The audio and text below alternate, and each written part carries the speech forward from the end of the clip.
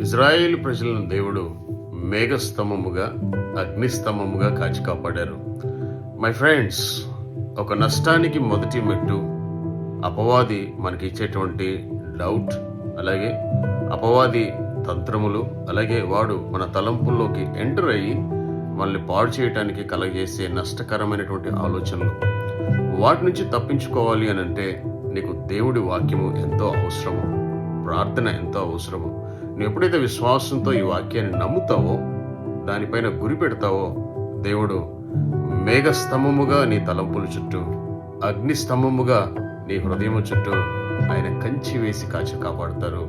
అప్పుడు ఏ దుష్టుడు వాడి తలంపులు మనలోనికి ఎంటర్ అవ్వవు, ఏ తెగులు ఈ గుడారమును సమీపించదు. క్షేమంగా భద్రంగా ఉంటావు. నీ ద్వారా దేవుడికి మహిమ వస్తుంది.